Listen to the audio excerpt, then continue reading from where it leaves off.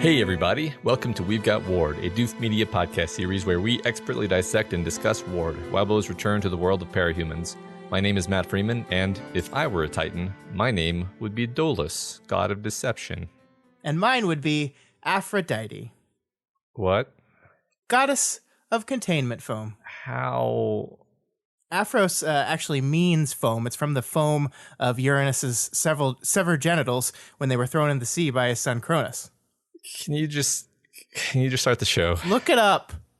This is the weekly podcast where Matt and I eagerly dive into Wildbow's world of legendary naming, hilarious and disturbing fireside chats, and alien-based death powers as we analyze and interpret this ongoing web serial. This week on the show, we are fully exposed to Arc 18 Radiation with chapters 18.2 and 18.3. Big Boy Legend explains the situation and name drops all the Titans he knows. Real cool, Legend. Then Victoria and her various algorithmically decided team head to the old fallen encampment and have some important moments of bonding and conversation before they head out to confront some Titans. Matt, what did you think of these two chapters? Well, I mean, a great beginning to this arc. I mean, obviously 18.1 was last week, but overall this is the, setting up of what the conflict is going to be for the coming arc. In 18.2, we get this big meeting where we establish what the threats are. We get some background about each of them and what we can expect going forward. And then 18.3 is this really very, very interesting chapter of, there's always kind of the characters touch base with each other chapter toward the beginning of these arcs. That's kind of the structure. But this one is doing some very interesting things with that particular part of the structure, I think.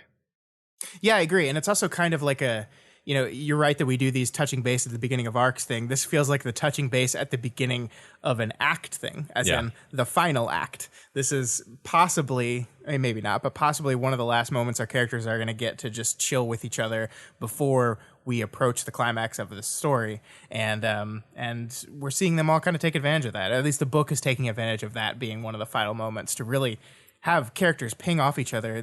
It's a huge scene, right? Like, I think you point this out in the notes as we were talking, as we were going through the chapter, but there's like 30 characters, it feels like, all in the one scene, all talking amongst themselves at the same time. It's almost everyone that we care about in the story on a personal level, And also Torso.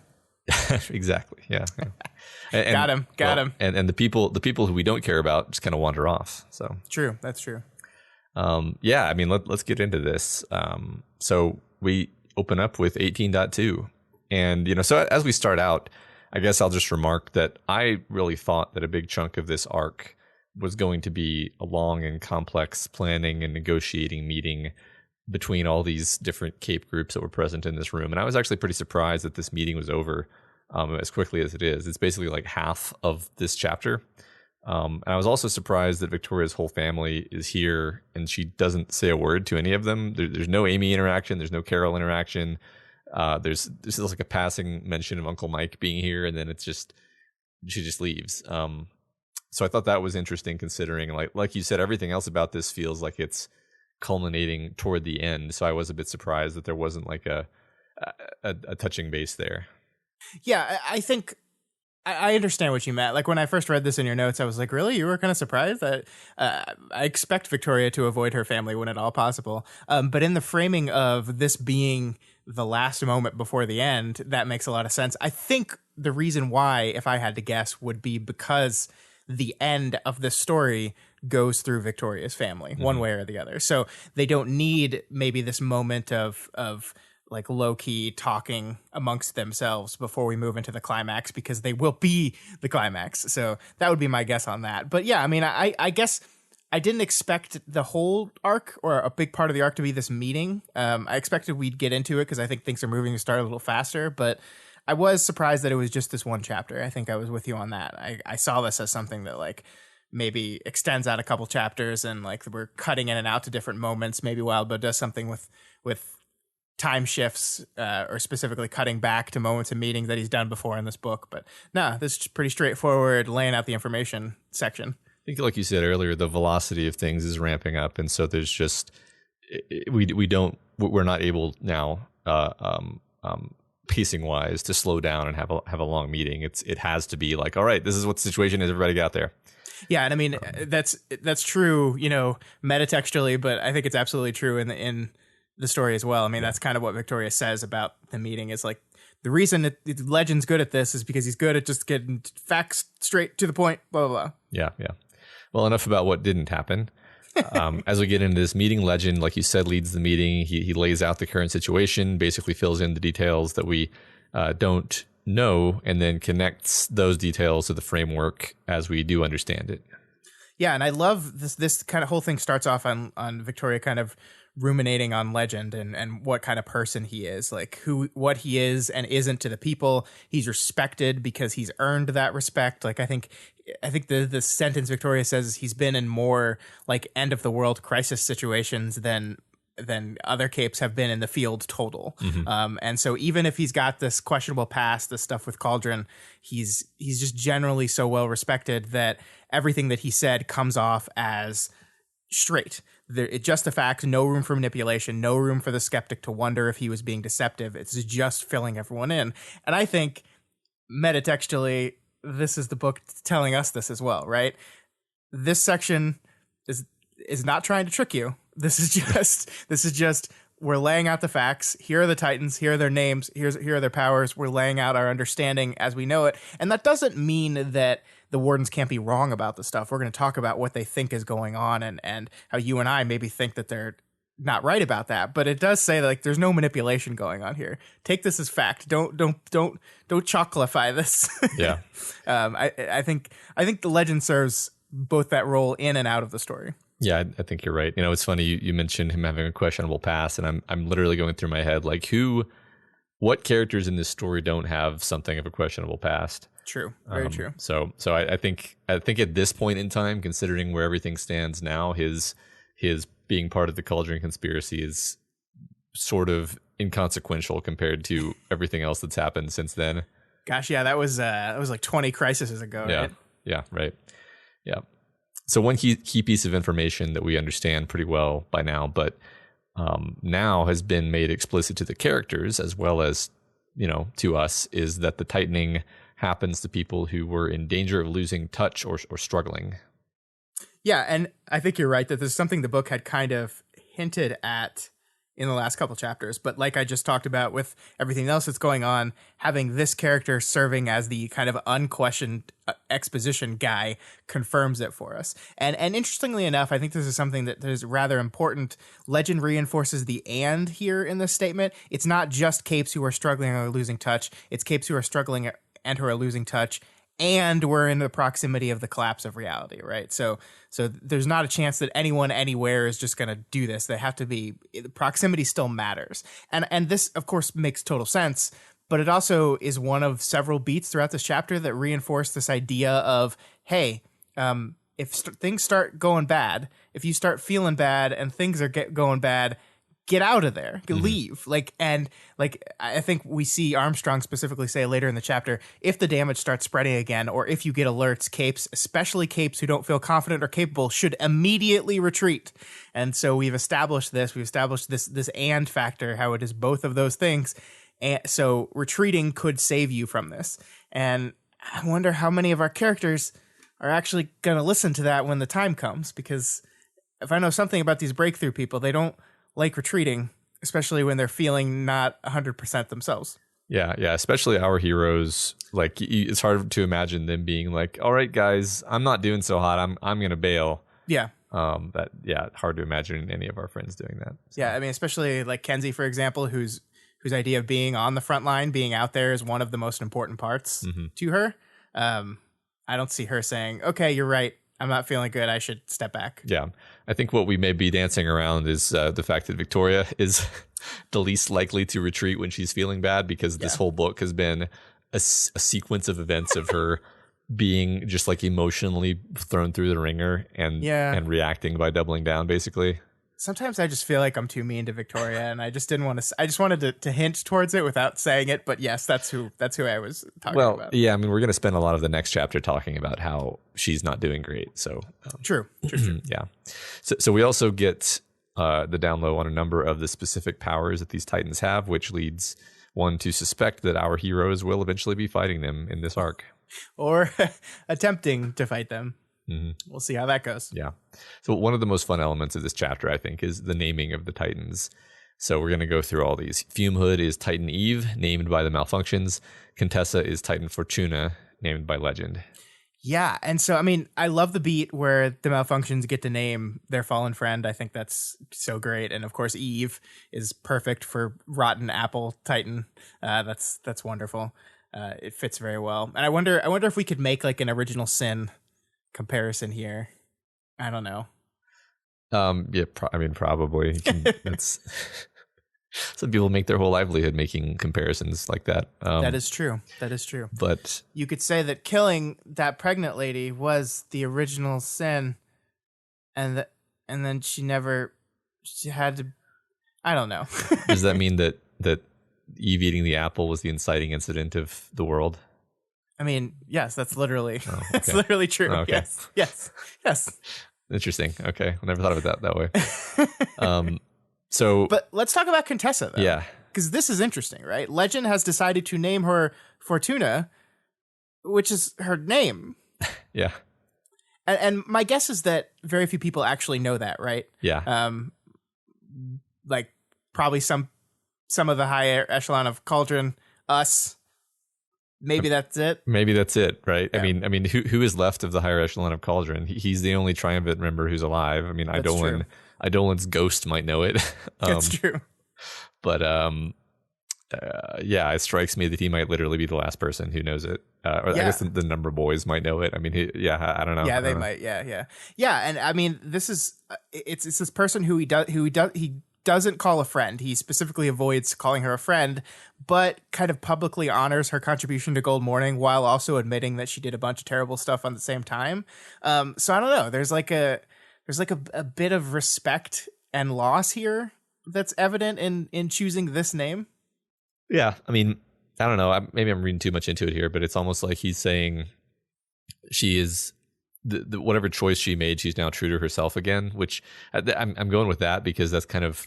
Oh, I like that. Our theory is that maybe she didn't necessarily know that she was going to get tightened and effectively die, but she was trying to go back onto the path of being Fortuna and less Contessa, and so he's honoring her by remarking on that, I guess. Yeah, I don't know. Yeah. So Wadlow never misses an opportunity to tap that sweet Simurgh terror.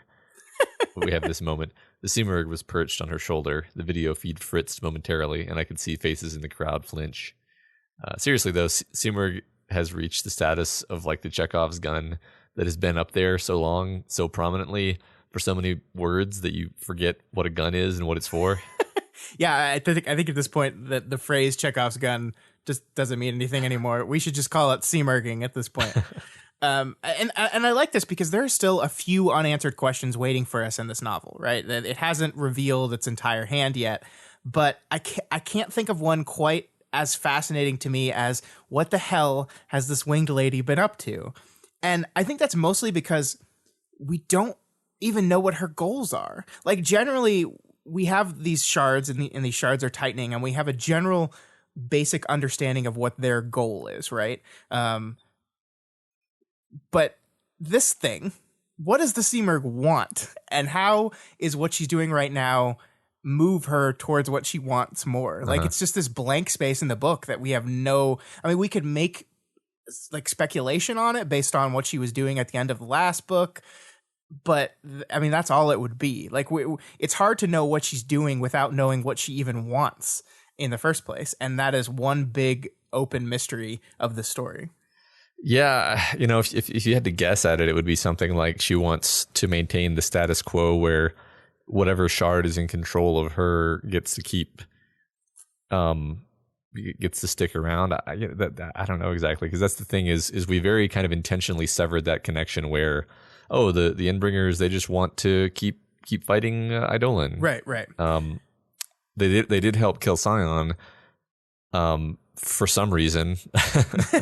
Yeah, I mean that's a great point. Like we could say because they want to maintain the status quo, but there's equally good explanations for why they would do that, I think. Right. I mean, the only tangible bit of evidence we have is that she was attempting, we think, to make another Eidolon, right? Yeah. And that's all we know. And again, we could speculate out from that as to what her wants are, but that's all it would be. It would be speculation. It is this big old black spot on the book right now that we just can't fill in with any color yet because we just don't know anything. Yeah. So we see that the heroes think Contessa is trying to create a network in order to expand the damage further. And this chapter and the next chapter will have a lot to do with this idea that the heroes are trying to stop her from creating this network. My interpretation is that Contessa and her little network are on the side of humanity, and if they need to spread the cracks, then they're at least trying to do something helpful there, and that either the heroes don't know this or don't trust this. I could be completely off base here.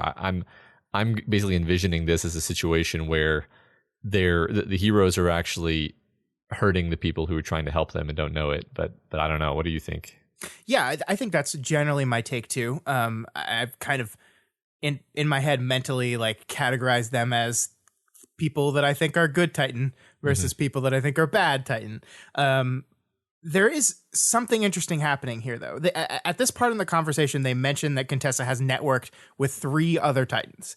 And I made the assumption the first time I read this, I was like, okay, well, definitely Eve, definitely Dauntless, and then one other, which we don't know yet. But then later, a little bit in the chapter, it makes this a lot more explicit. It says which Titans are specifically networking with which, right? And it says Dauntless and Eve for sure. And then Fortuna, it has connections with Bow's, Victor's, and Scenarios Titans, for like those ones specifically, no one else. And then we see Oberon and Augur also have connections as well. So I thought, based on what we read in Fume Hoods, that she was connecting to Fortuna, but it doesn't seem like it. So I don't know what this does as far as our hypothesis of Contessa's going to help, going to be good side, because I'm pretty confident that Dauntless and Fume Hood are trying to help do good generally. Yeah. Perhaps we could once again have this perspective where Contessa's network does want something like what Contessa thinks is for the best, but that doesn't line up with what Dauntless thinks is for the best. Sure. Or it could just be that Contessa really did lose herself, because this does seem to have diverged from what she thought would happen. Yeah. So. Or Contessa's just just playing like playing the spy. She's going to go in, get those 3 under control, and then link them all together. I don't know. But it is interesting because it is not quite what I thought was going on. So we do know that Dauntless we don't know. We're an educated guess that Dauntless and Fume Hood Titans are on the same side and are generally on the side of good. And we've kind of seen this a little bit confirmed in the story. Like we saw that Eve was being defensive, like really only trying to protect herself and striking out against people trying to attack her. We know Dauntless has been just chilling for, I don't know, a month. How long has it been? A month. So we have some information in the book to reinforce that idea. But yeah, I think Fortuna remains a mystery. Yeah. Random question. Like Dauntless is the only one who exists in every reality, right? Like, hasn't been mentioned if the other ones like penetrate between realities. To my knowledge, that has not been mentioned. That'd be, I have no idea. I guess we just don't know. I mean, I kind of figured they existed. I mean, they existed like where they exist. Shard space is there, right? So it's not reality per se. But I mean, to your point, like which reality would you need to go to get to them is a valid question. Yeah. I don't think they're in all of them. Yes. Yeah, I think I'm popping up with questions that we can't answer right now. But they're good questions to ask, because now we will remember them when they are answered and say, oh yeah, we were wondering about that. Yeah. So other observations, they don't seem to be aware that Titan Oberon is a fusion of Prancer and Moose. They think it's just Prancer. And very exciting, we finally get in-text confirmation that his name was Moose Knuckle officially. Not that we ever doubted this, but Yeah, it's really great. And I mean, it kind of makes sense because we see from the description that he's presenting kind of prancerly, right? Like he's got his big defining characteristic is the antlers that are kind of coming out of his head and down his back. So that makes sense. Poor Moose. My guess, if I had to guess, my guess is that Oberon is going to be pretty important in the future, and I think he's going to join Team Good Titan. That's my guess. I mean, we see at the end of 18.3 that Eve and him are trying to make a connection, and the humans are like, "Oh crap, that's bad." But is it? I don't know. Yeah, I don't know either. I'm just unsure. Titan Scotty is she's got an axe for a head, a flaming axe, an axe of fire, a fire axe, chopping implement. She teleports into maximum danger.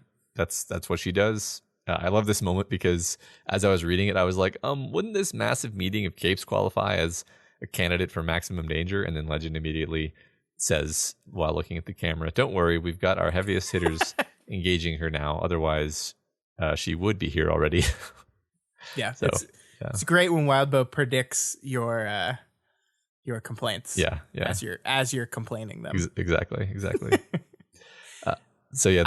Go ahead. I'm gonna guess Scotty will be bad Titan side if we're picking sides. I mean, in this war so far it definitely seems to just be like wantonly destructive, right? So yeah.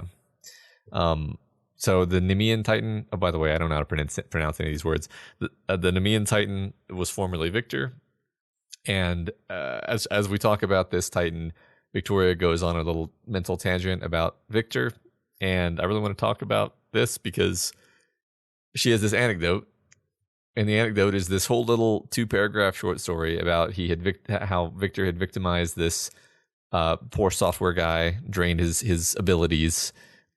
She chased Victor down, but he escaped, and it's all very dramatic. And then we learn the next paragraph that it was all bullshit, and all Victor really did in this scenario was participate in this software guy's insurance scam, and didn't hurt him at all. So, of course, then she lists a few other horrible things that Victor did actually do. So it's not like Victor is this misunderstood guy who never actually hurt anyone. But I just thought it was interesting and funny that the one incident where Victoria was actually involved and has firsthand experience was what it was. Yeah, I mean, I think it goes to help understand the frustrations that Glory Girl felt, right? Yeah. And why she was almost brutalized into brutality by the state of the world. It's just like, here's her one interaction with this guy that she knows is shit, and it was all just fake, and no one actually gets sufficiently punished, and just no good was done in this whole interaction. Yeah. This is really interesting though, this whole section with Victor, and I want to focus on this for a little bit, because when you combine this with what we saw of him in 17.z, it gets really interesting. Because Victoria hates this guy. Like, she's specifically like, fuck him. And she has good reason to, right? I think the things that she describes him doing are pretty horrific. Like, I don't even want to repeat them because it's really disturbing. It's terrible. Yeah. But Victor is the one that played by the rules and did all the right things in the ways that Scribe didn't, right? Victor's the one that made the public apology, that fully rejected his old beliefs and his old group, and did everything he was supposed to. He adopted a religion that he was using as to say, like, look how much I've changed. Now, we get a little hint from Scribe in 17.z that might be bullshit, like that she kind of hints that how he adopted this religion might just totally be bullshit and he doesn't believe any of it. But we don't actually know that for sure, and I think it would be very on par for Scribe to just assume that of someone, especially at the place she's in her recovery from all this stuff, assuming someone would just bullshit. We don't know. The point is, Victoria sees him as becoming a Titan as kind of confirming that he never really changed, right? She says here, I fully believe that what he was now was a consequence of his old monstrousness, of doors he'd closed, weaknesses in his character he'd ignored in the course of imagining and even forcing weakness onto perceived others. And look, she could be right. I don't know. We're pretty sure, I think, that the Nemean Titan will not be on Team Good Titan, judging by how he immediately attacked all the capes around him as soon as he transformed. But doesn't this seem like an interesting way of thinking, right? I mean, Well, so I don't like to play is this character secretly a mirror to Victoria game with every single character. But when the guy's name is Victor and her name is Victoria, I can't help but think maybe there's some connections meant to be made, some kind of parallels. And like the wording she chooses, this is the result of doors he'd closed, weaknesses in his own character he'd ignored in the course of imagining, and even forcing weaknesses onto perceived others. Like, Victoria could be accused of that, right? I mean, maybe it's not the most airtight of cases, but she definitely ignores weaknesses in her own character. Sure. I think what she may be doing here in this exact moment is forcing weaknesses onto perceived others.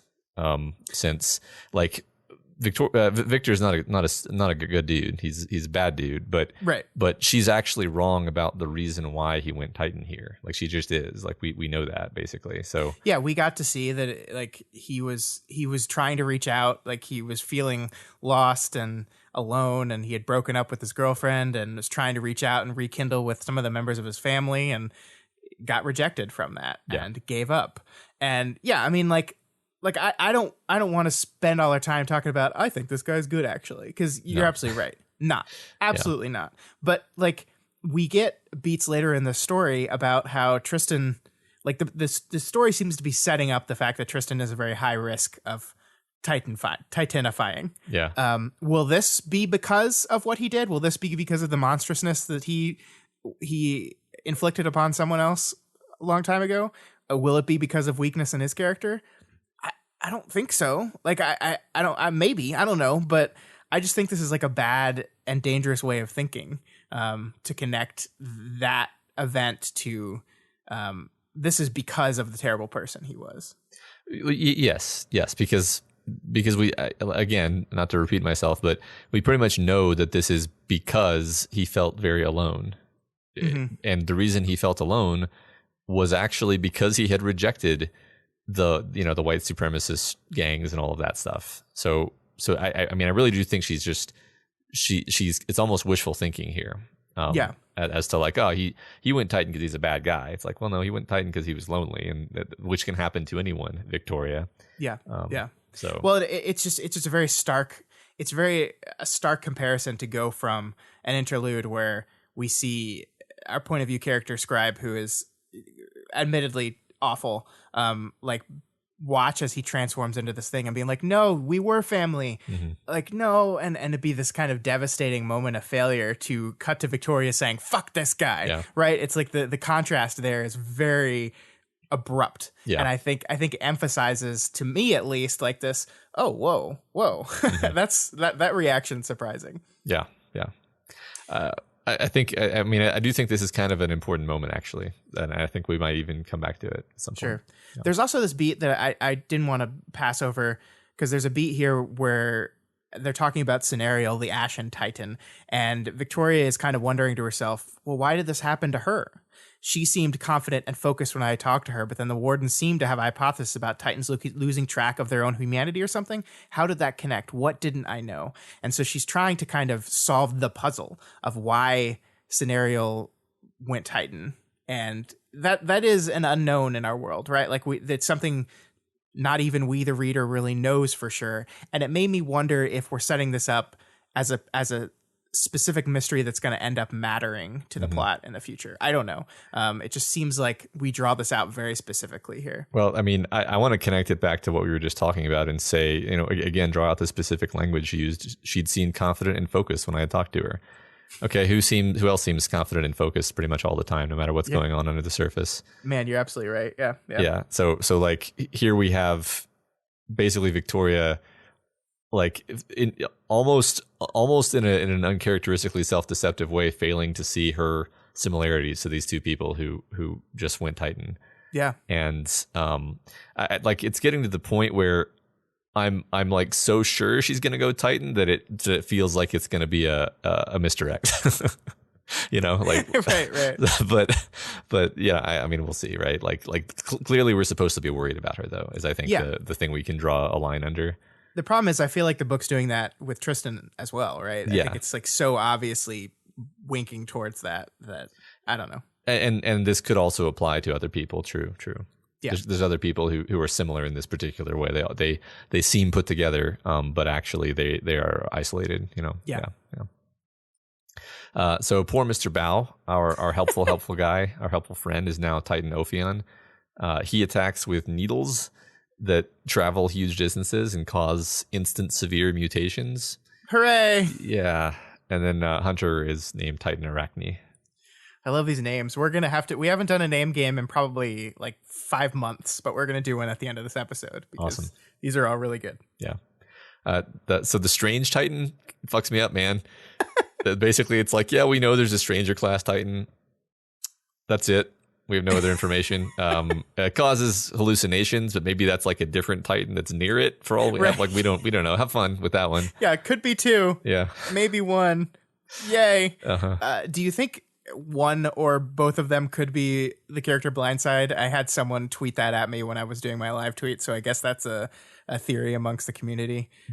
We haven't seen that guy in a long time, so could be. Did not occur to me, but I'm hard pressed to think of any other powerful strangers that have been in the story. And I mean, these all don't have to be people we've met. Axehead is not someone that we've met, but sure, it would feel kind of satisfying if it was Blindside. I mean, it is like the whole we can't look at it thing seems like a specific reference, but I don't know. It could not be. We don't know. Yeah, I mean, I put better than even odds that it is, but yeah, we'll see. Augur, the newest Titan, hasn't been given a Titan name yet, but he's apparently fighting the Machine Army right now, which I guess is good. Hell yeah, it's good. And he's linked with Prancy Moose, so I'm going to go ahead and be positive about that one. Okay. I don't know if that's right, but that's what I'm trying to do here. Everybody place your bets on what team the Titans are on. Before we moved on from this, I wanted to focus on one thing we see in this section that I think we knew about before, but the text has never said it explicitly here, and I found it fascinating, is this idea that none of the Titans have faces. Victoria points this out when describing the Ashen Titan. She says, a woman in light gray with hair like fire, like the rest of the Titans, she had no face. And this is really interesting to me because we've talked just because in this book we've talked about masks and faces so much in this story. And then we have these Titans, these huge monstrous versions of people who have lost their way and lost their humanity. And how is that represented? How is losing your humanity represented? Well, you don't have a face anymore. Even the ones that look vaguely humanoid don't have a face anymore. And I just love that as this little detail to sell this general message. Yeah, absolutely. It's almost like they're just a mask now, and their whole form is now the mask. Their whole body rather than just their face, and because I mean we've known forever that the entities consider the mask to be very important. They absorb part of that, just as the host absorbs aspects of the shard, and now that's all that's left. It's a really, really cool visual and yeah, it's just a really cool visual way of communicating that information. I love it. So then Chevalier takes over the briefing. He passes it off to Armstrong and Victoria relatively quickly. He's a man of few words. Mm-hmm. Small beat here. Maybe it doesn't mean anything, but Victoria has opinions about Epios's tinker capabilities. She kind of points out that Epios has kind of fumbled some things recently, and I felt this suspicion that maybe Epios is messing some things up on purpose. Like they have some kind of agenda. I don't know if this is going to go anywhere though. It just kind of stuck out to me. Yeah, you might be eating chocolate on this one. I do. I mean, the background here is that it was Epios's algorithm that was pairing people together while Victoria was benched. And Victoria specifically notes that Capricorn and Precipice were put with the Shepherds and Sveta was put with the Irregulars. So, things that probably would be bad if you used your brain like those matchups wouldn't be good, but it seems like the algorithm is putting teams together based on history and maybe like not like the details of that history. Yeah. Like Sveta and Egg know each other. Yeah, it's fine. It could just be incompetence. Like there could be something else going on here. I think that's an interesting thought. We should keep that in the back of our heads as we go forward. But it could just be another ding against the warden's competency, right? Like we have this possible subtextual undercurrent that we're exploring how actually incompetent this organization is, and maybe that's part of it. I don't know. And then ultimately everything turned out fine. I mean, not literally 100% fine, but I don't think anyone died or was grievously injured in that encounter. So despite the fact that people were put with people who rubbed them wrong, no one died. So yeah, and I mean, it puts Victoria with like every person she cares about too. Like every group. Like in the future, when we break out of this meeting and she goes off with a group, it's assumingly that algorithm that put all the characters we love together, and also we see it puts her. It shows and she's speculating on this, but it makes sense that it shows the location they're going to specifically because it's close to the patrol block that Victoria knew, all those people that she knew, which is how she gets all those sweet guns. So it seems like it's working out. Yeah. So I love this whole sequence where Victoria is giving her speech as someone who gives a lot of presentations, some of them to relatively large groups. I felt very seen by this, like the self-talk she engages in, the awareness of the physical nervousness as she approaches the moment of it, the awareness of the stakes of doing a bad job. It all just felt very like, yes, this is exactly what it's like, precisely what it's like to get ready, to prepare, to walk up for it, and then to start giving a presentation or a talk or whatever. Sure. And everyone will be shocked to learn that I love speaking publicly. Yeah.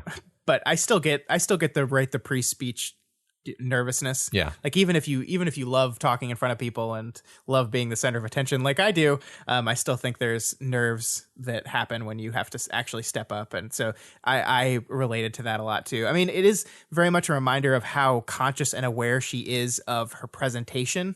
Like that is just something that is innate to Victoria. It is innate to Victoria because it was instilled in her by her mother. And I love that in this moment, we do see her look towards her mother, who is like beaming with pride. She's seeing her daughter up there on the stage, addressing this collection of capes. And it's like, this is everything I ever wanted for my daughter right here. Which is, I mean, not great. Yeah, right. It doesn't make me happy to see Carol like happy. I mean, not in this regard. Yeah, like I mean, in this particular situation, it's like, yep, we're all gonna go have to fight these basically worse than Inbringer things, and kind of an inappropriate time to be smiling, I guess. I don't know. Well, and I just don't want Carol to feel like I did it right. I did it right because look where she is now. I did this. And I was like, no, she did this in spite of you, not because of you. Yes, exactly. So yeah, it is a good moment though. I really like, you're absolutely right. Like the straight back, good posture, like thinking over what she has to say. It's a really good moment. Yeah. So Victoria's speech mostly concerns the dangers of the shard world and hints strongly that you could probably enter that world through the black cracks in reality. She notes that people respond to her words with a degree of confusion, which is understandable because, I mean, this would all be pretty nonsense if we hadn't already read these events. Yeah. I love the beat about confusion because it is such it's literally a different plane of existence.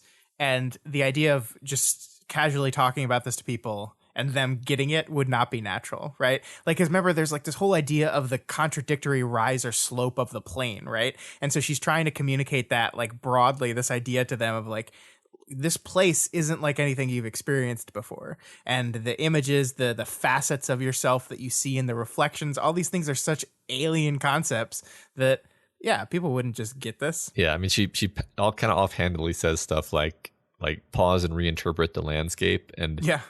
Like, unless you already know what she's talking about, that you don't really, like, there's no way you would get what she means by reinterpret the landscape.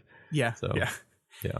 And my favorite part of all this, though, is like, as much as she kind of argued with Defiant about what they did and if what they did was necessary and was it okay, she opens her speech with, yeah, don't do what we did. Definitely don't do that. That was dumb. That was super dumb. Don't do that. I liked that. I think maybe a few days afterwards have made her realize that that was pretty aggressive, and it worked out, but yeeks. Yeah, right. I mean, it's certainly not a thing that she would want to do again, knowing, what it entails. So, yeah. We also do learn that powers aren't disabled in shard space, just reduced is the new bit of information we learn in the notes to Victoria's speech, which means, I mean, what this does is basically leave the door open for cool battles in shard space itself, right? Yeah. Like, in the back of my head, when we said specifically that powers don't work there, I was like, well, okay, the climax of the book can't take place here because no powers. Come on. But Wild Bow is basically allowing that door to exist. Whether he's planning for that eventuality or not, it is possible, the book says. That was my thought as well. This we now know, hey, there's those black cracks everywhere. All you have to do is go into them, and then you're back in that domain where again, that's a domain where according to Victoria, you can affect the shards on a deeper level. Like if you damage a shard there, then you're basically damaging that parahuman's power. Stuff like that. So we'll see. Yeah.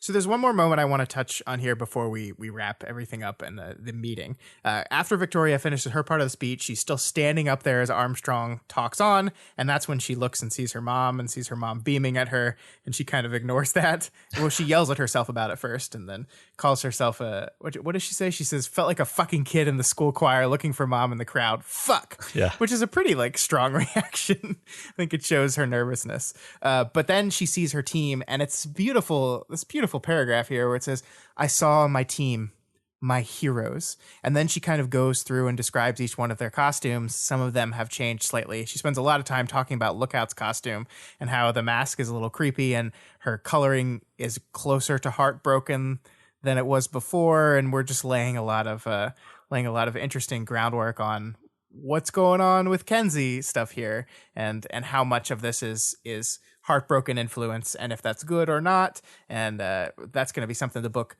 addresses directly later, but we're laying the groundwork for it here and just looking at what she's wearing. Yeah, no, that's a great point. I mean, she's definitely been a lot more teenagery, I would say, in this last few chapters. Yep. Another thing I noticed is I don't remember what color Precipice costume used to be, but I didn't think it was white and silver with veins of gold. That's not what my mental image was. Maybe I'm just bad at having mental images, but yeah, I mean, I agree with that. I don't remember it because I am so bad at visualizing costumes and stuff. But when I read Veins of Gold, my gut reaction was, "Huh, that's new." Yeah, I don't know if that's true or not, but it's a very hero look, though. I remember. Yeah. I'm pretty sure it used to be darker, But I think you're right. Yeah. I think you're right. But of course, Victoria is so absorbed talking about her team, her heroes, that she zones out. And we cut back to the information with Armstrong saying, are symptoms of increased instability and loss of self as the agent gains more ground. Monitor yourself and your teammates, and when in doubt, report your concerns. So, I mean, basically, this is the moment of the story where the character says, if you take anything away from this briefing at all, make it that. Right. And then our character didn't hear it at all. This feels like an important thing to have not heard. Yeah. Right. Yeah. Yeah. Mr. Simpson, this is the panel you need to pay attention to if the plant begins to melt down. This one right here. Yeah. I got it. Yeah. Yeah. I'm sorry. I was laughing because the script here says, "What, Armstrong? What are the symptoms?" I mean, yeah, it feels like we should know that. I mean, not just for Victoria specifically, but for everyone else. The good thing I guess we can say here is that Victoria's whole team heard this and maybe will recognize these symptoms in Victoria if this is truly what's happening, if her agent is gaining more ground on her. I'm still torn on that because it just seems like her shard out of any of them is the one that's much more comfortable being at chill, help out mode and not in take over and subsume you mode. But I don't know. We won't know because we don't know what the symptoms are because Victoria wasn't fucking paying attention. Yeah, no, it wasn't important. It was more important to be stewing in her own angst, which is probably a symptom. Yeah, what if missing this briefing, Right. the most important part of the briefing, is a symptom? Yeah. If you find yourself looking wistfully over your teammates, thinking about how much they've grown and they don't really need you anymore. That's great. Yeah. So at this point, Vicky touches base with the malfunctions briefly. Yeah, and we see that they're not doing that well, which is unsurprising. Like, I think we get reinforced just how much they loved Fumehood. Like, we had a pretty good idea by them choosing to stay with her as she's dying, but like they reinforce this with us is like, no, she's cool as hell. She's like the coolest adult I knew type of thing. Like, they really, really liked her. Yeah, right. And they seem really just, about as shaken by the events that happened as any normal teenagers would be, right? Yeah. Like it's awful. They're in really bad shape. Yeah, I love when Carrie Added goes breaker form, like just very briefly, just for like a few seconds. And like now that we've gone through her interlude, we know kind of exactly what that is, right? That is one of her ways of like disassociating from the way that she feels and her problems. And we see her do it just briefly here. Yeah, right. Just disconnecting for a second. Yeah. But pulling herself back quickly too. Yeah, the most important part of that is, yes, she pulls herself right back. Yeah. There is one thing that jumped out at me here, and I'm going to use this part to kind of talk about something that I saw throughout this entire chapter, is this idea of physical contact. And I think you and I have talked about this before in the book, but it's coming around again, and I think it's worth focusing on. One of the things Victoria does when she sees the malfunctions is she wants to give them hugs, because they look like they need some hugs. But she's not sure about their own personal rules, and she doesn't want to violate them in any way, which is respectful and nice. But I realized this moment that there is a continuing focus on physical touch throughout this chapter. And there's a bunch of little moments of it. Earlier in the book, or earlier in this chapter, Victoria notes that Armstrong gets her attention by like doing like a head gesture to her, and specifically notes that he doesn't touch her as many others would have done. So the book is kind of drawing attention to the fact that he chooses to do this way. And this could just be him knowing her background, or just him paying attention to how the whole Eric situation went down and realizing that, hey, don't touch her. Yeah, you didn't like that. Yeah. But then we see in this moment that she wants to extend physical contact to the malfunctions, but is kind of uncertain about it. And then in a bit, when she gets back with her team, there's a lot of very specific physical contact. Like, the first thing she does is give Sveta a big old hug. She also hugs Tristan. She's like reaching out and holding people's hands. And all of this physical contact is Victoria extending support to others, right? I hugged, I reached out, I clapped a hand on his armored shoulder. None of this is anyone else offering Victoria physical contact as support. And in fact, I think Armstrong here is kind of proof that Victoria sometimes extends a don't fucking touch me aura to people, whether she means to or not. And it's interesting to me because like the idea of physical contact, she recognizes the importance of it in that because she's giving it to other people, right? Like, she sees the malfunctions and say, these people need hugs. She sees her team. She gives them big old hugs. She claps them on the shoulder. She's supporting them. She's making physical contact with them. And so it's obviously something that she recognizes as something that could help people when they're suffering. Oh, yeah. And she's not getting any of it herself. And she's not asking for it, but she's also not getting it. And we'll see Sveta try in the next chapter. And we're going to talk about that a little bit when we get there. But it's just very, very interesting to me because Victoria is basically spending all the rest of this chapter and the entirety of the next chapter taking stock of the group, taking stock of her team and their connections. But she's so absorbed by how they're doing and how they're getting along that she doesn't ever really take the time to think about herself and where she fits in this equation. Victoria gives hugs. She doesn't ever bother trying to get them. And I was nervous. Yeah, I think I'll have more to say about this when we get to the next chapter because there's actually a couple of beats of Victoria as caretaker never being taken care of. But we'll get there pretty soon. So there's one part that jumped out at me that I wanted to talk about as well. When she does hug Sveta, she says, "I squeezed her, finding myself surprised that it wasn't a prosthetic I was holding." And when I first read this, like, my immediate reaction was, I think I actually tweeted this. I was like, wait, what? Yeah. Why? And then I thought about it more. And I mean, you kind of realize that it's been a very short amount of time since Sveta got her body. It just hasn't been that long a time. And just this idea that she's been with Sveta for so long in a certain way, and she still hasn't really even mentally readjusted to this idea of this is a person who doesn't have a prosthetic body. This is a person who has a body. And I just like that little bit of detail. Yeah, me too. It just shows you where her head is, right? Like she's so not in the present moment that she would just be like, I mean, it's not like she's shocked, right? It's not like it's a huge deal. It's just like a momentary, like, oh, right, this happened. I remember that now. Yeah, I totally forgot this whole big part of my journey and Sveta's journey that happened briefly because I'm so kind of like lost. It's really great. Yeah. So she rejoins her team, and then she lays down some stricter rules for Lookout, since this is the first time that they've interacted since she got chewed out by Miss Militia. Mainly, these rules are in the hopes that the wardens won't feel a need to pile it on. I think, like, she's basically hoping, like, look, I'm going to be fairly strict here, and then hopefully that'll be it. Tristan then adds an important addendum that when Kinsey runs things by the team, that the team not just be her evil villain friends. So good catch there, Tristan. I love the consistency with which Lookout operates. We've talked about this before. Kenzie does not lie to you, right? She will not look you in your face and tell you something that is untrue, for the most part. But she is one of those people that you have to be very specific and explicit with. If you give a loophole, she will take the loophole, which is, I mean, it fits with her hacking personality, right? Like if she finds a back door, she will use it. And that's perfect here. And bless your heart, Tristan, that you're like immediately like sussed out the monkey's paw of this command. It's just perfect. I loved it.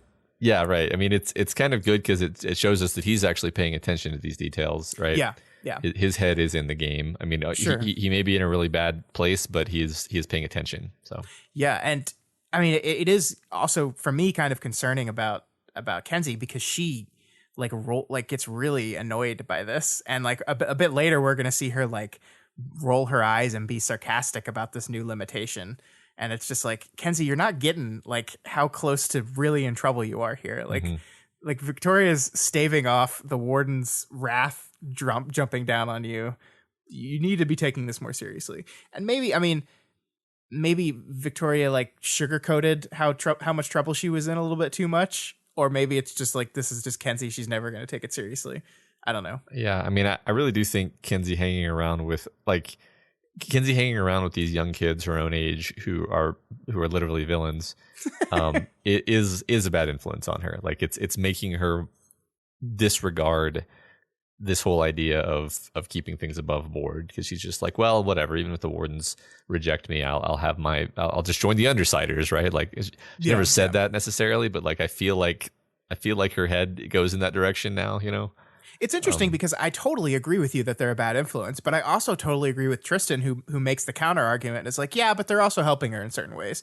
And it's like, I think both are true, right? I don't think a person's influence on your life is binary. They are bad influences in certain ways and they are good for you in other ways. Well, and you just got to kind of weigh those two influences. I mean, the Undersiders were probably super bad influences on Taylor, right? Yep. But also they pulled her out of what was a really bad spot in her life where she was at.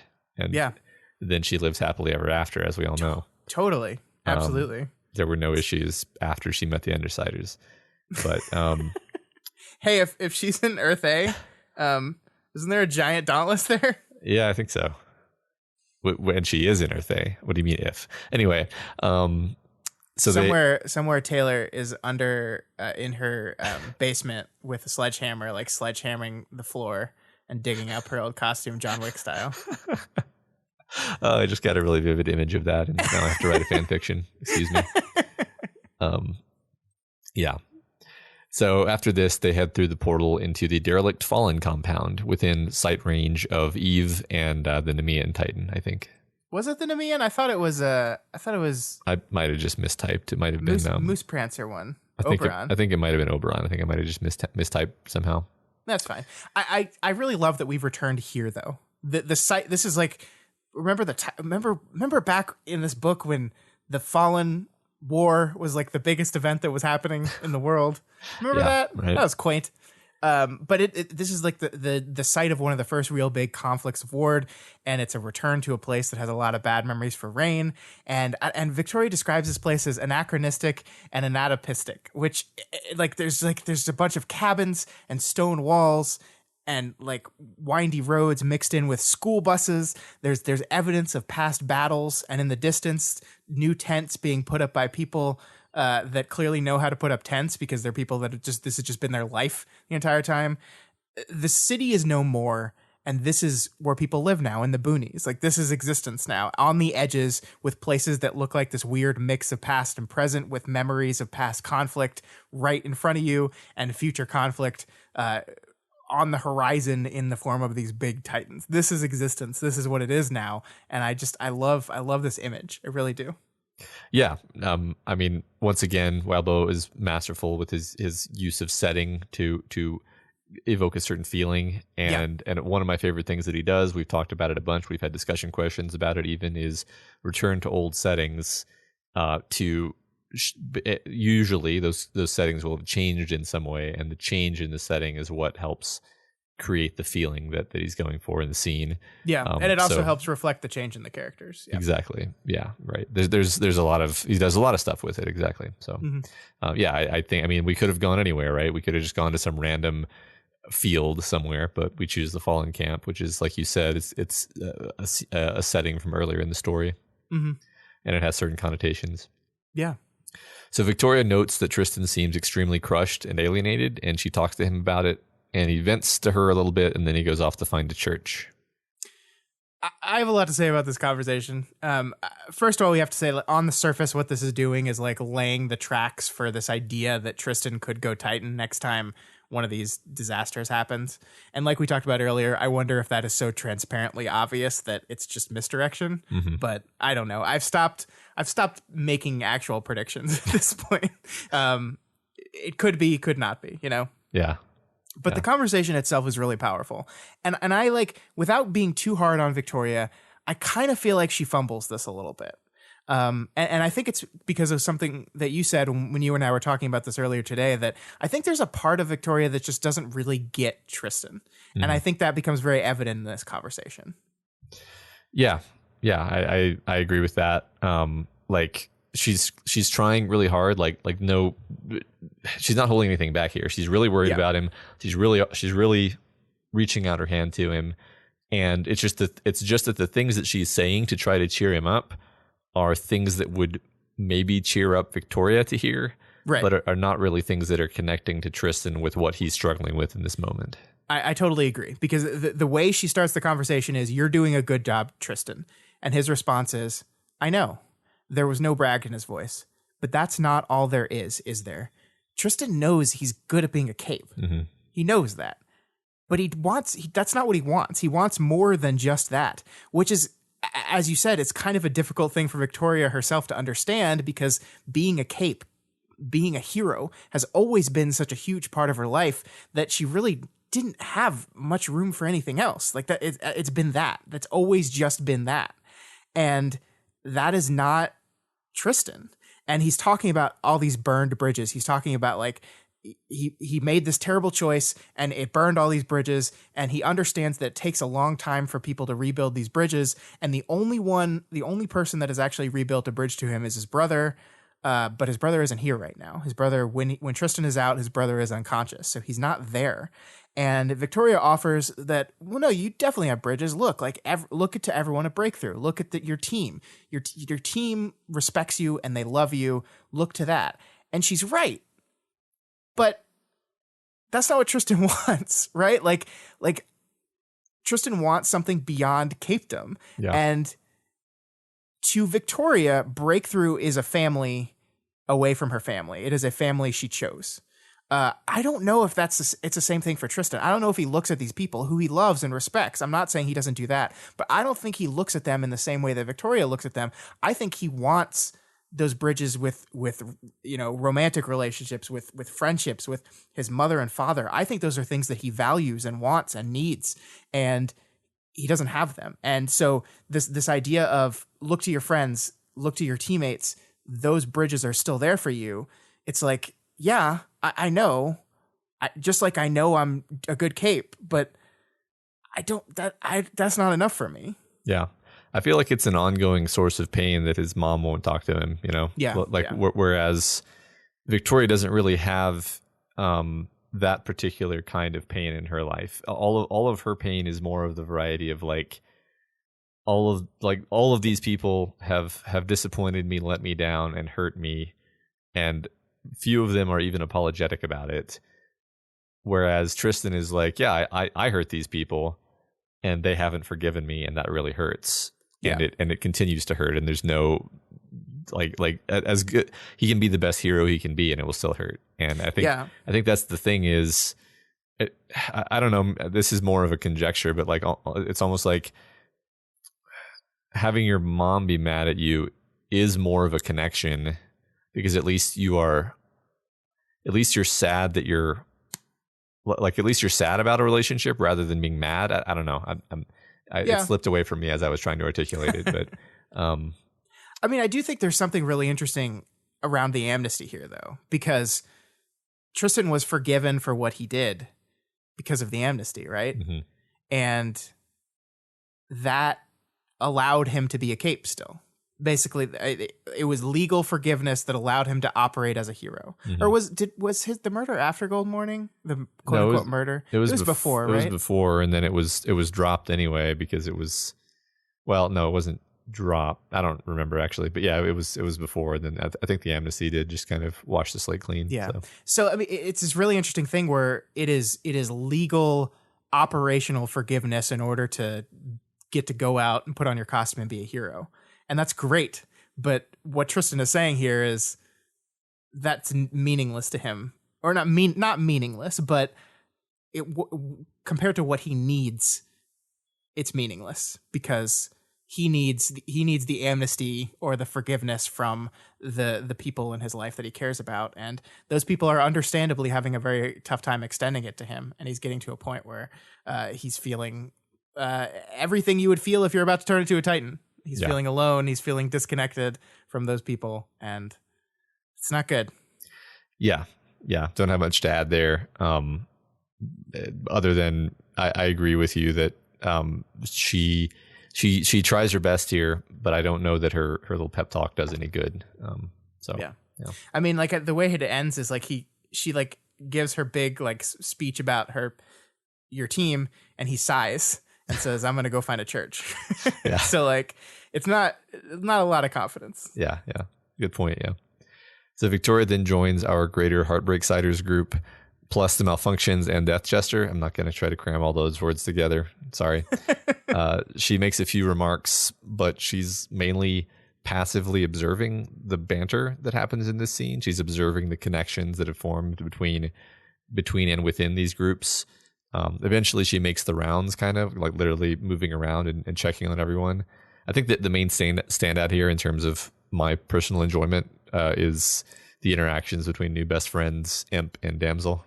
Yeah, and I don't have anything like analytical to say about that, except it's wonderful. Mm-hmm. Like talking about Latin.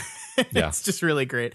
And I think you're right that the next chapter delves more into the specifics of the connections that link this disparate group together.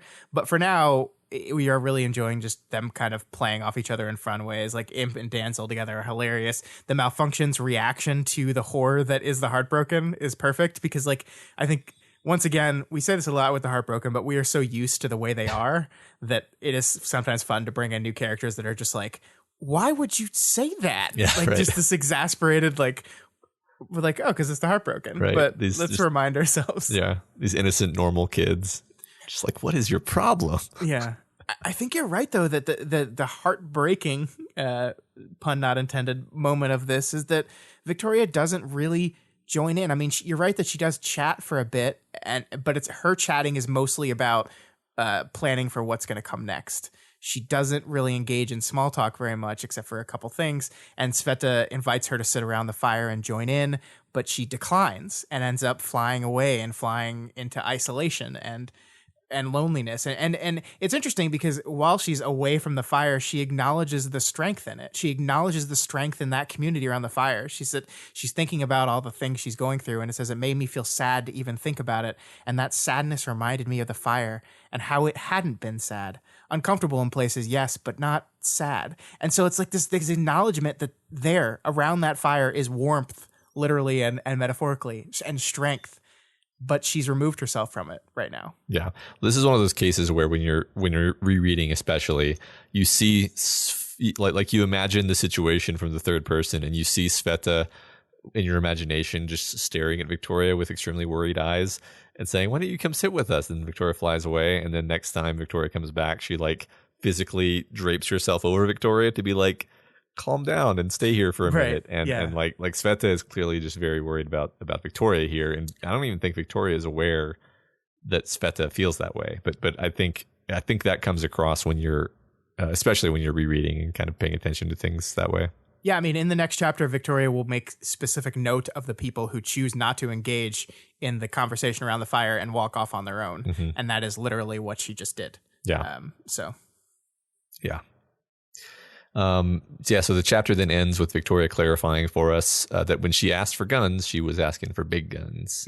the biggest guns possible. Yeah. Holy shit. I'm both excited and terrified about this prospect. I'm not quite sure where the logic is. Like, I guess I might as well do whatever I can, but like, I don't know if powers are going to work on these things, but perhaps guns will.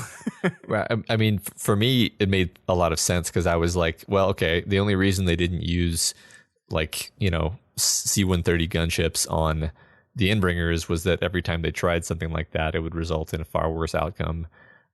Now they have no excuse not to, because like there's just no reason not to pull out all the stops. Yeah, and we have some pretty amazing military weapons, so why not employ those if you're going to have to fight these things? That's true.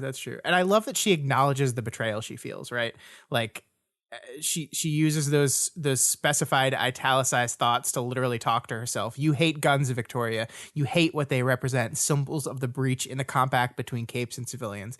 She knows this. She knows that. I mean, we've talked about this slow shift over the course of this book about going from hating guns. I think she says, like, I think at the very beginning, there's a whole speech about like the weight of the pack and like the gun and like the emphasis on defense.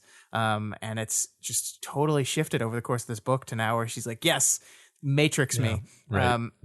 2 tons of gun, please. Yeah. Yeah. And yet she's going to do it anyway because it feels necessary. And I love at the end of this chapter emphasizes like these thoughts that she's having and the isolating coldness of these thoughts, right? Like as she ruminates on this, she's alone up in the air. Her breath is fogging as she says it. When she lands on the ground, it's the frozen ground. She returns to this warm fire from being isolated. And as she returns to the warmth of the fire, to the warmth of community, those cold thoughts, those thoughts associated with the cold follow her. I made my way back to the fire where I tried to make my peace with them being those thoughts, those inherent contradictions, this idea that to make progress, I constantly have to betray the part of myself that I wanted to. And it's just kind of sad, which is also, now that I think of it, that having to betray the things that are most important to you to feel like you're making progress is a specific echoing of the way Fumehood felt right before she turned into a giant titan. Yeah. Yep. That's exactly right. Gotta kill all these people to save these kids that I like, and that's what pushed it over for her. Yep. Good point. That's horrible. Yeah. I mean, let's move on to the next chapter because we pretty much just segue smoothly into it story wise. So 18.3. And we resume with the team using Kenzie's map to try to plan the coming battle, trying to plan while Tattletale is being ridiculous. I mean, I really am into super grumpy Tattletale though. Yeah. And I wonder, like, part of me wonders like what her power is telling her about their chances here. Like this conflict is unique in the series so far. Every bad guy they've gone up against, they've found a way to beat them and then they won. This is something new because there are multiple questions here. What if they can't beat these things? That's a question. The other question is, what if they beat them? Then what? Because like when the problem was Scion, you beat Scion and you win. The problem is these Titans, let's say they successfully kill every single Titan. You didn't solve the underlying problem. You just defeated the most present representation of that problem. Like, you're treating the symptom, not the cause. And so, like, there's got to be a feeling of hopelessness to this. And I think that is reflected in Super Grumpy Tattletale. Yeah. I mean, that's a good point, right? Like, there's everybody's got a shard. Everybody has a capacity to go Titan, right? Like there's no, definitely. I think you're onto something there. I think that, I mean, I think part of her grumpiness is like good-natured grumpiness, but I think she's also like, this is kind of how she deals when she's anxious at the same time. So there's. It's also just extremely entertaining, of course. Like everything about the group around the fire is just some of the best, like, humor and enjoyable banter in this book so far, in my opinion. 100%.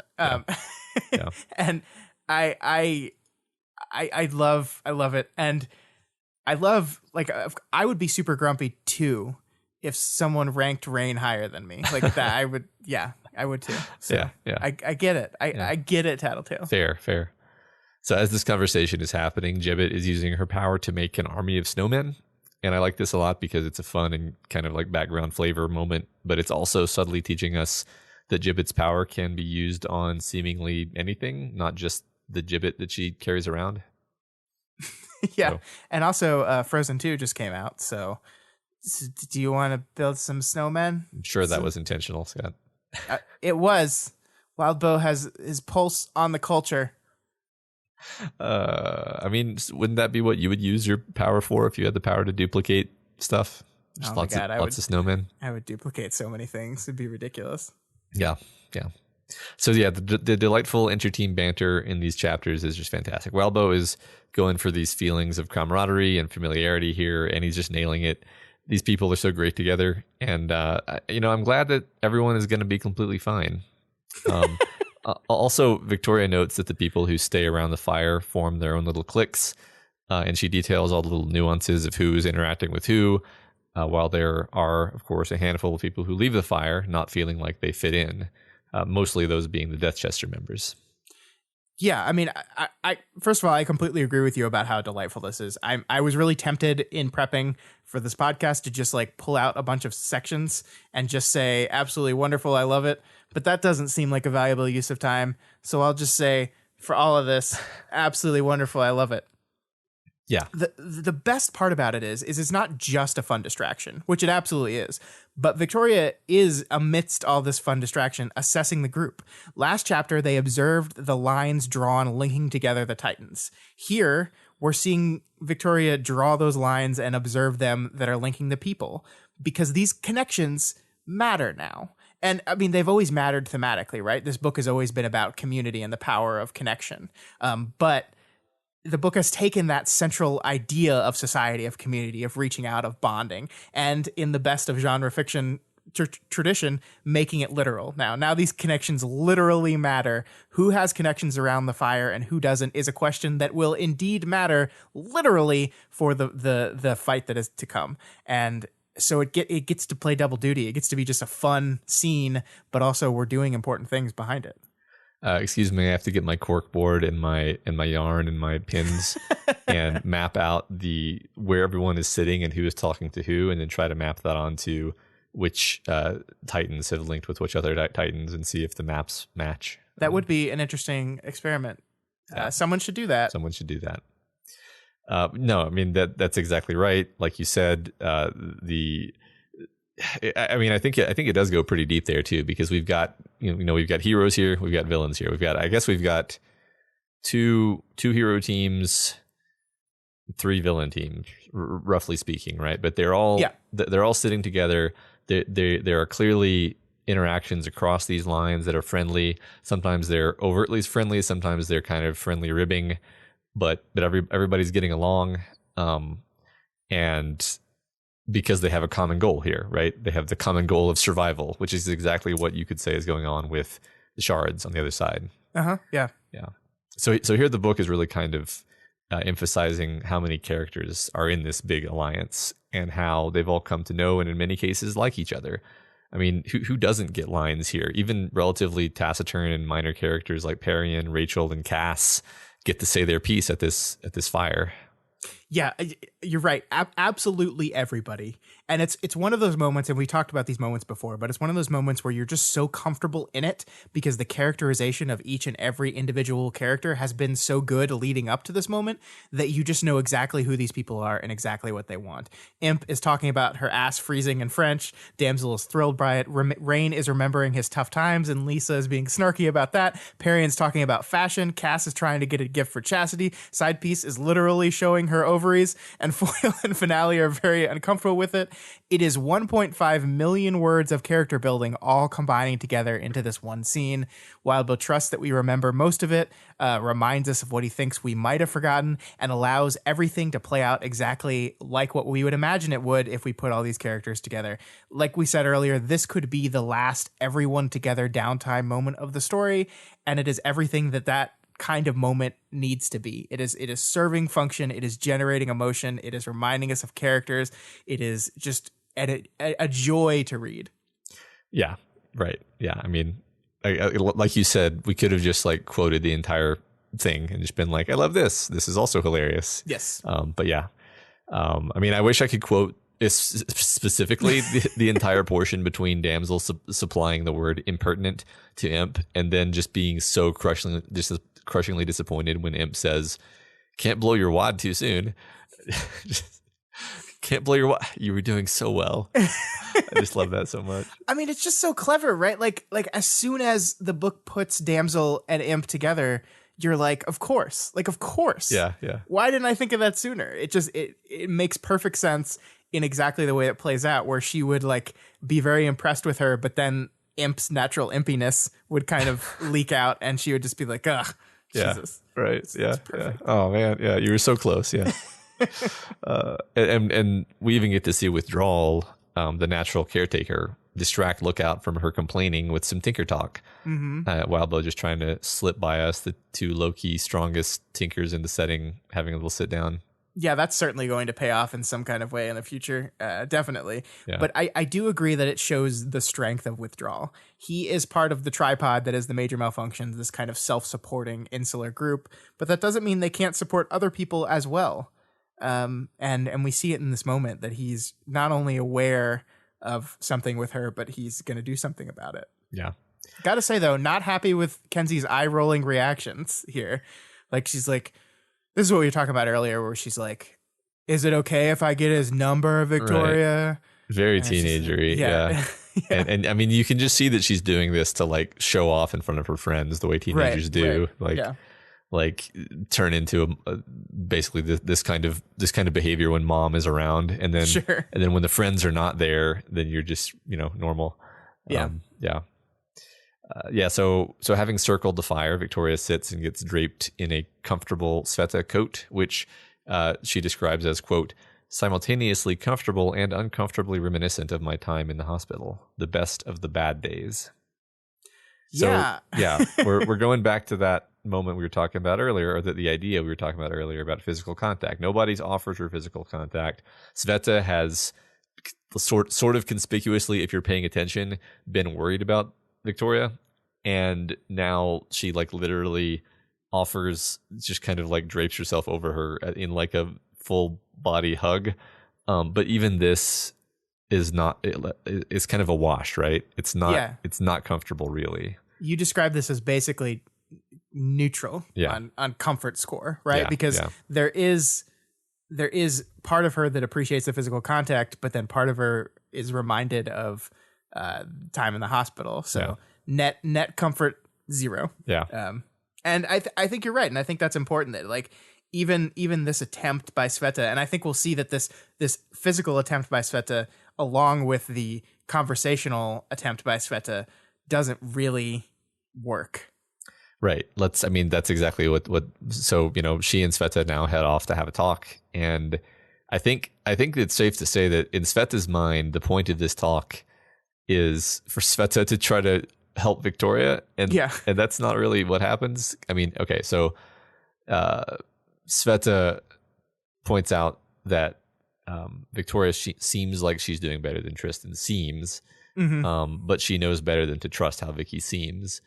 She thinks that Victoria has seemed different since they visited the Shard World. Victoria, though, turns the conversation back on Sveta, clearly prompting Sveta to talk about the conclusive discovery that she's trans and not really wanting to talk about herself. Yeah, and we'll talk all about that second half of the conversation in a minute because I love it so much. But I think you're absolutely right here that in Sveta's mind, the beginning of this thing was let's deal with what's going on with Victoria. Yeah. And it's really interesting because, like, on the surface, Victoria is just like I'm cool, like I'm good. And like the way she answers these questions are in a very textual read, like I'm doing fine. Like the two things she says, we see Victoria's answers to the questions are very specific to very specific worries, but not like a broad understanding of how are you doing, right? Because Sveta shows that she's nervous and Armstrong is nervous about Victoria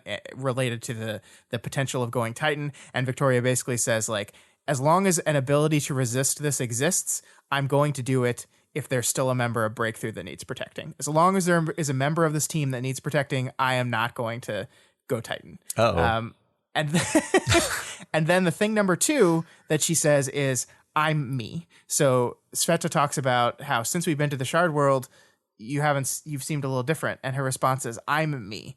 And that's one of those answers that's like, I mean, yeah, like every version that was in there was you. Like the question is not, are you you? The question is, have you changed from the person you were before you went in there? Yeah. Should we be worried? Do we need to talk about something? And it's so like both of these things are technically true, right? Like I believe Victoria when she says both these things. I'm not calling her a liar, but they're true in like the Kenzie kind of way where like they're just very narrow and specific without dealing with the overall all-encompassing how are you? Well, yeah, I mean, I'm me is almost rudely dismissive. It's a shutting down of a conversational thread instead of like, look, this is what happened. I kind of thought maybe that I tapped into like an older facet of who I am, but I'm still, you know, like this and this and this is the same. Maybe I feel a little bit different in this way. Like it's not like she hasn't thought about this. She just doesn't want to talk about it. She wants to talk about Sveta's stuff. Yeah. And the first thing about wanting to resist being a Titan as long as there's a single surviving member of Breakthrough is just the most foreboding possible thing you could say. Right. It's also like if that's your bar for doing okay is I probably won't turn into a giant death machine as long as there's still someone on my team. Yeah. Is like, cool. Well, certainly. I mean, right. Like that's bad. Like if if somebody's like, how are you doing? And you're like, well, you know, I have a lot of friends and I'm able to help them and support them. You're like, oh my God, I'm sorry. Yeah. Like that. I'm very worried about you. Yeah. Right. You need to have something, you know, what are you doing? Yeah. Mm-hmm. Yeah. Yeah. Yeah. So they fly a bit. They fly away from the fire and they settle in the top of a tree. They see Eve forebodingly making spikes, javelins out of gas. Yeah, because people keep pestering her, and she's just trying to do good networky thingies. Yeah, just leave me alone and breaking my walls and stuff. Yeah. Sveta begins sharing some fascinatingly complex feelings. So the discovery that she's trans plays into things in this really fascinating way because it turns out that it's more about the revelation that she was unhappy in her old life and that she already hated her body. And this has really done a number on her feelings because she always hated Cauldron for, number one, destroying her body, number two, taking her away from a presumably happy life, and a few other things, of course. But those are main ones. And now she realizes that she might have Cauldron to thank for where she is now, for where she finds herself. She says, I hated Cauldron and I still do, but I'm grateful at the same time. And whichever emotion I feel like I'm betraying the other. This is like one of the single most complex character moments in this book, I think. Mm-hmm. And I love it to death. Like it takes the idea that Sveta is trans, this wonderful reveal about this character, and it takes it to just this of course, like finding that out is going to mean this confusion and uncertainty. You're absolutely right. She created this central idyllic idea that her life before Cauldron came and messed it up was perfect. She was happy. She was herself. She had her body, and she's learned that was false. And of course, like, obviously, whenever you create an idyllic existence, like, it's going to be false. Like, regardless of whether she was trans or not, that would be false. But that part of her makes it like almost literal. It brings the idea to the forefront. And I just love it. It's just this really complex, like, I sit here and I'm like, oh yeah, like if someone was like talking to me about how they felt about this, I would be like, yeah, fuck. Yeah. I don't know. The only thing I could say is, like, I think it's okay to feel both of those ways. I think it's okay to feel confused and uncertain and not sure of what you feel in any given moment. I think that's fine in a situation like this, because I don't fucking know what you should do. Yeah.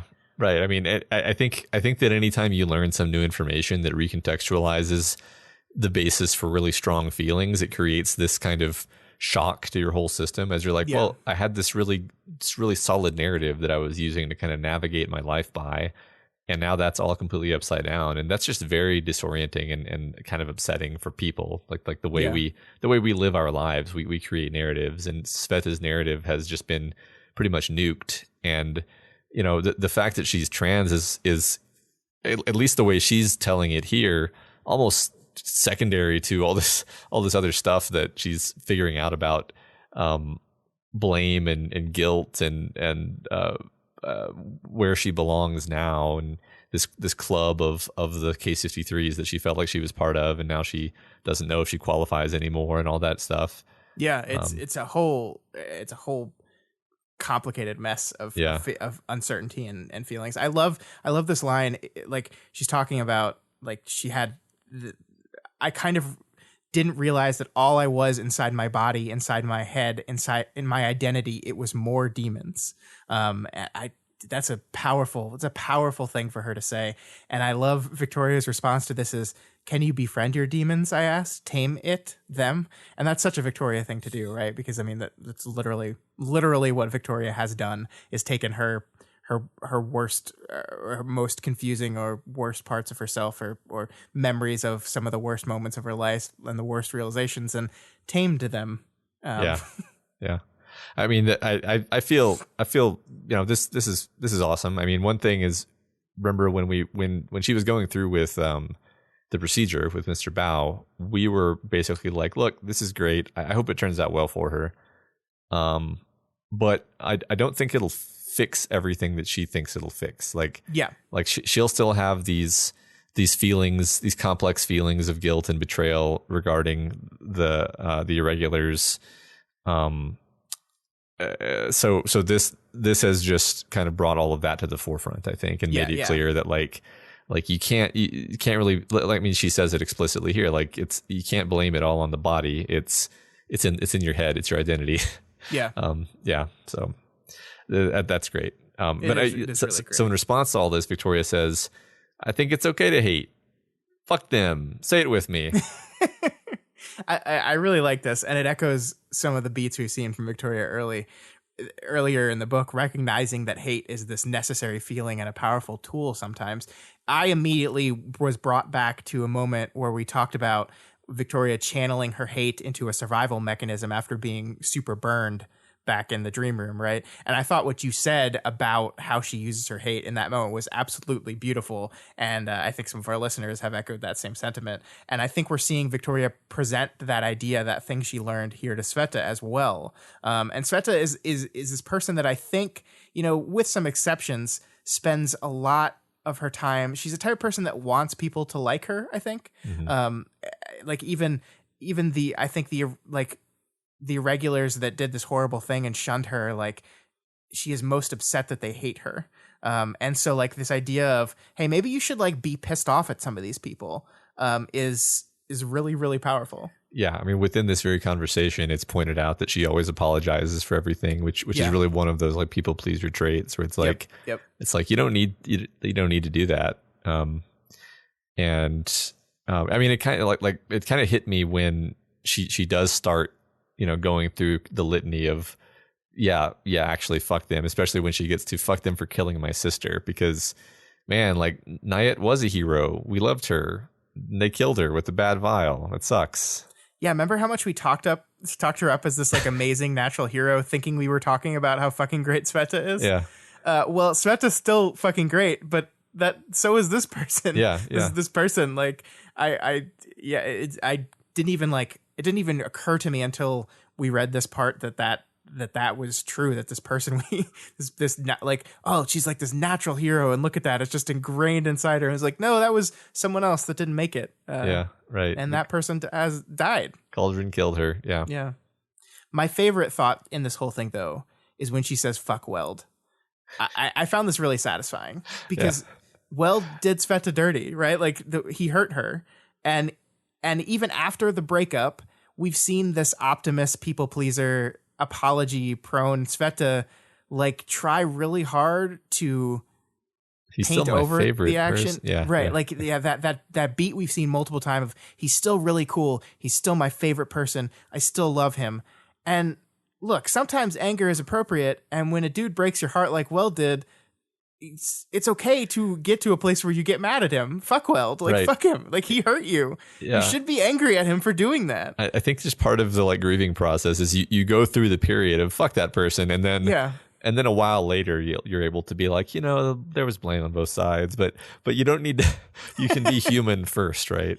Right. And I think that's what Victoria kind of smartly frames this as, is like, it's not that you should like live in hatred and anger, but in regulated ways, in closely monitored and regulated ways that you don't find yourself getting sucked up into it, it's okay to feel that way. And that's what that's the central argument of what you're saying. It's okay to not apologize and to say, no, you apologize, you fucker. Yeah.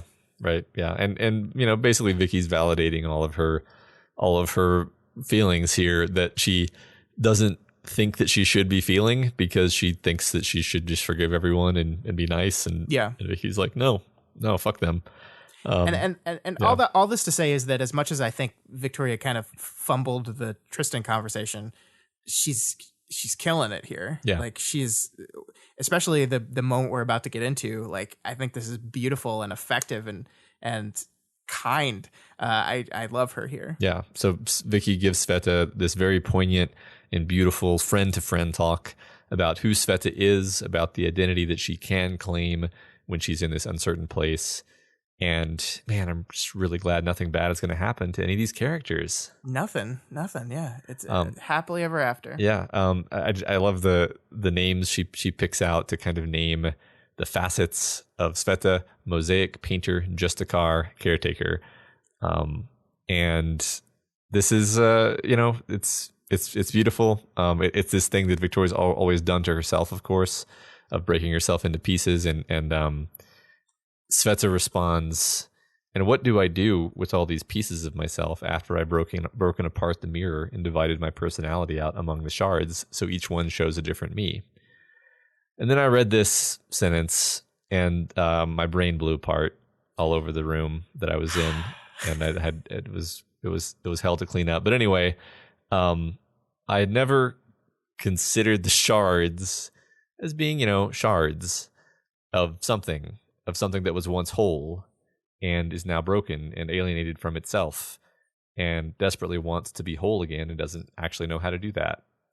Yeah, I am equally upset with myself that it never occurred to me until 1.6 million words into this book that the way Victoria divides her various personalities into different aspects, different facets, different shards, labels them, is literally exactly what the entities do when they disperse shards. Yeah. And they are different facets of a whole that I don't know how it took me till the book literally saying, it's like shards, for me to figure this out. Victoria's going to be like, yes, it's almost like I have a thinker and a warrior aspect.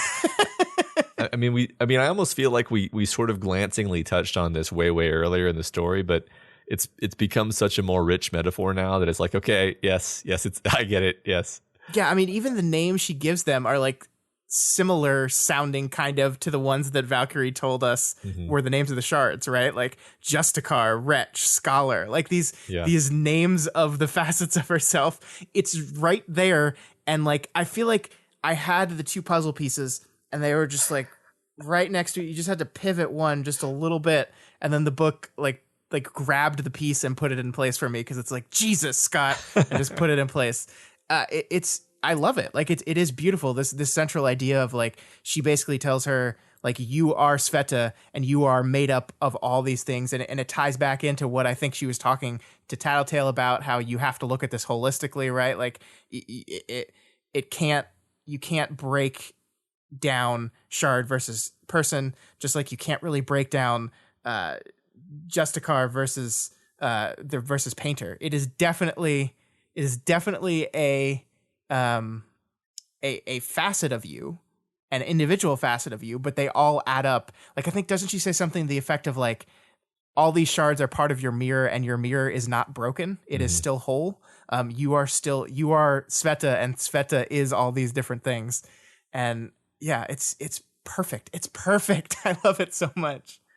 Yeah. I mean, all sorts of implications to what the shards are trying to do now, right? They've lost their hubs. They've lost what you could call their like organizing principle, but they're still trying to rejoin to continue their life cycle, which is literally reassembling into one, or actually two organisms, two mega organisms, two, holistic creatures, like what a person is to their facets. Yeah. And yeah, it's pretty cool stuff. I like it. It is. It's just wonderful. It's really good. It's really good. And yeah, I think you're right that the implication for this going into the future is really fascinating. And I'm so glad that the book made us figure this out at this point, because now we can think about this as we're thinking about what does the ending look like? What is winning? What is success in this regard? Because Sveta might be a full mirror filled with shards of her personality, but the entities that mirror is definitely cracked. That's the whole problem. Yeah. And how can is the solution to help superglue them back together? Is there a way to superglue them back together without killing all of us? That is the question. All of the king's horses and all the king's men couldn't put Humpty back together again. So I don't know, but we'll see, right? Maybe there's another freaking Through the Looking Glass referenced for you, Matt. Yep, exactly. I did do it Through the Looking Glass. Like, speaking of looking glasses, I mean, it's a mirror, right? It's a shattered mirror. Yeah. Yep. Yeah. Yep. Yeah. I tried to find more connections recently, and I couldn't find any really fresh ones. But yeah. So yeah, the team eventually, as they wrap up their conversation, comes and joins them, using Gibbet's power once again to boost them all up into the treetops. Tristan joins them last, coming on foot, warning everyone to beware the cracks. Again, his head is in the game. He's actually thinking about these tactical oriented things. And as they come together, they get a warning that Eve is trying to connect with Oberon, that is Prancer and Moose, and they're ordered to stop it from happening. Yeah. So this is some animation shit. And I'm not saying that in a way that I don't like it, but it's literally like a bunch of superheroes standing on like 30-foot tall logs. Yeah, like, in hero poses, except for Chicken, who is holding on with a sweat drop on his forehead. Right. Cloaks billowing in the wind as they look at the giant smoke monster in the distance. And like the episode ending, like music sting happens. Yeah.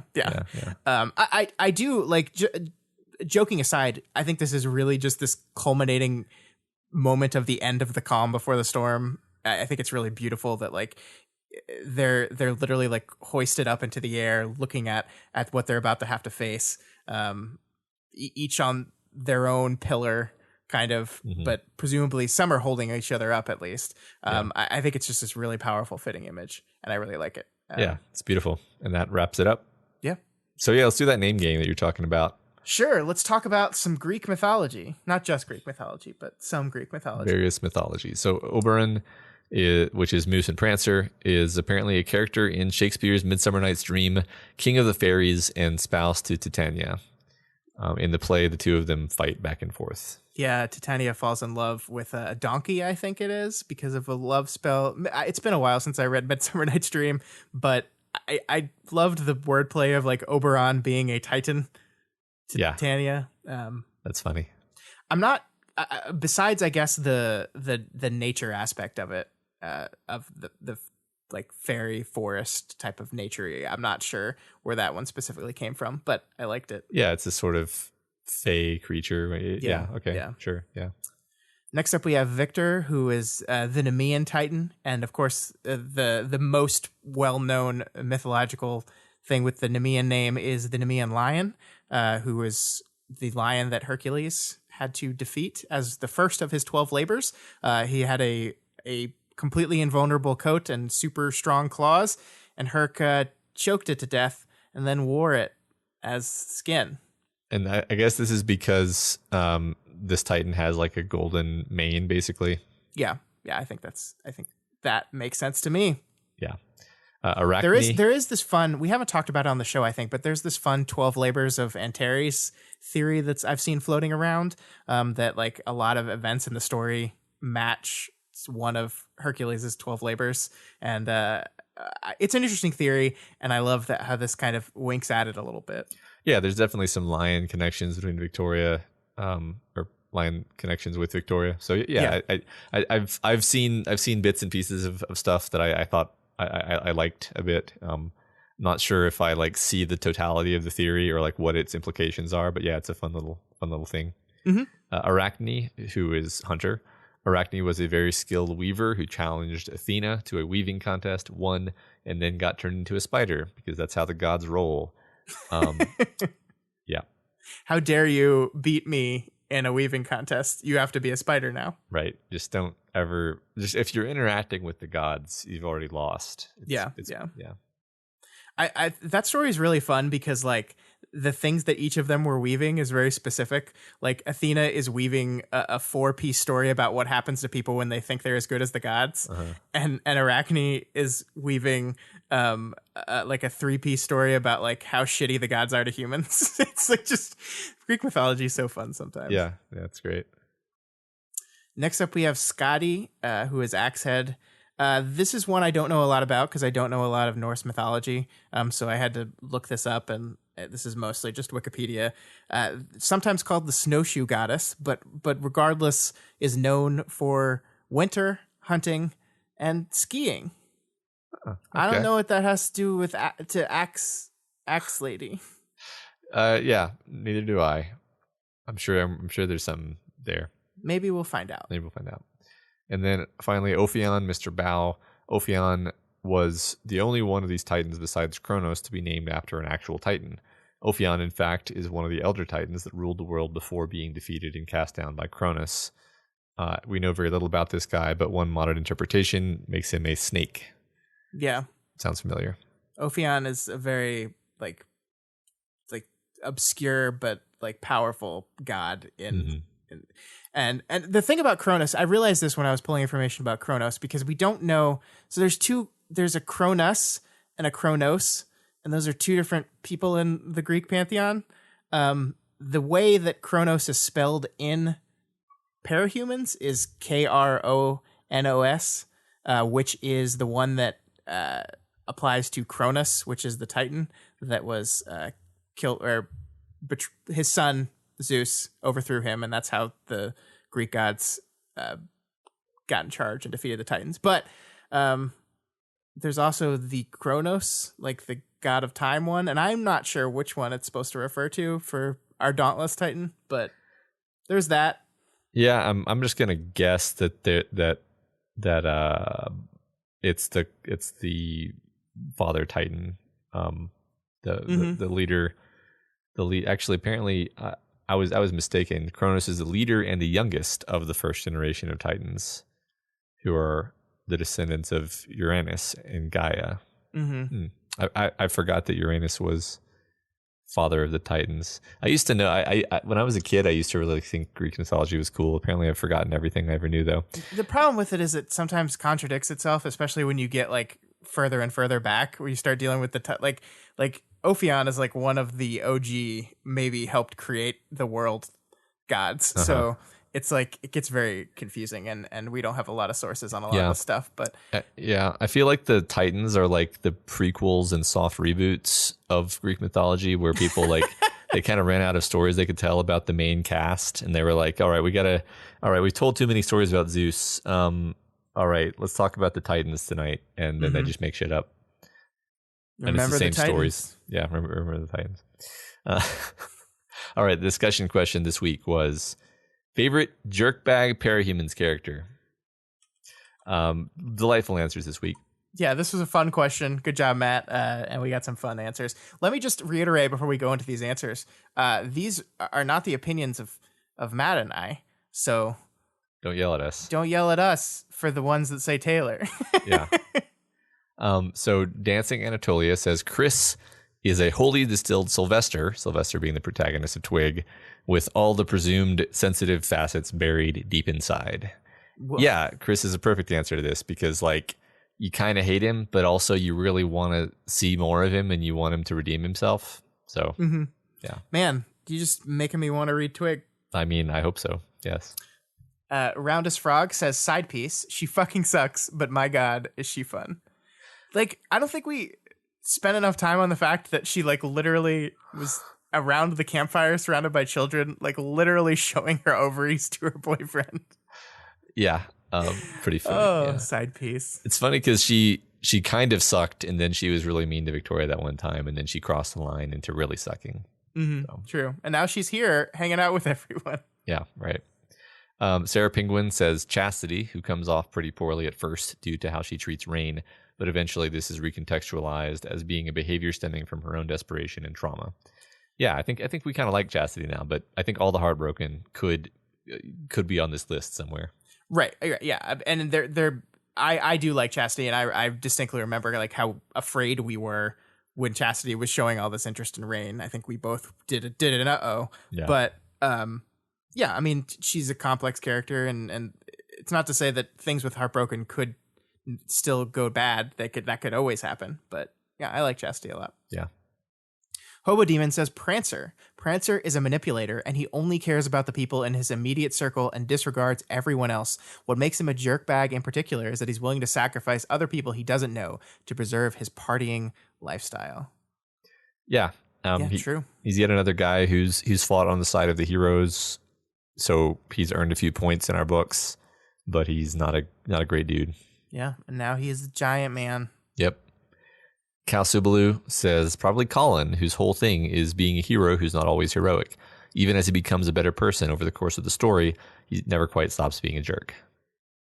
When you posed this question, my answer was Colin. So, well, several people agreed with you, as you can see.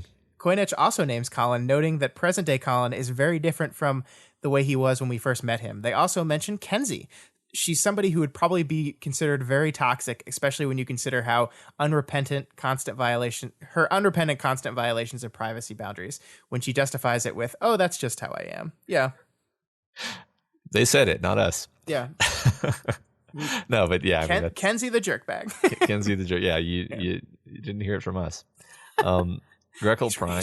He's right though. Yeah, I agree. Grekel Prime says, my favorite jerkbag in Parahumans is the character who is the most willing to retaliate to an act of aggression with supreme, overwhelming force, who only ever rarely accepted judgment for their mistakes, even when called out by an authority figure or the people closest to them. One who, at their most excessive, was willing to put the lives of innocents on the line to achieve their goals, and even was willing to kill them by their own hand. They conclude by saying, Taylor is my favorite jerk despite it all, which I think is how we all feel. I agree. And so does Anti-Chris, who says Taylor is the main jerk. Yep. Placid Platypus says Cody and Kraus as a kind of self-perpetuating jerkbagness generator. They push each other's buttons in the worst ways, leading to two kids who would otherwise just be a bit obnoxious into becoming monsters. That's a good answer. I like that. And you and I have complicated feelings about Kraus that we talked about for a very long time, but I would agree with the jerkbag moniker for him for sure. Yeah, right. And I mean, I think it's a good point here that like Kraus could have just gone through his life being kind of a jerk, but the situation he was put in, particularly pitting him against Cody, made him a fucking asshole, which is good storytelling, I think. Very good storytelling. Up next, we have Death of the Artist, who says that their favorite jerkbag is Victoria Dallin in the Glory Girl days. I was very uninterested in trying to sympathize with, and I'm understandable oh god, I can't read.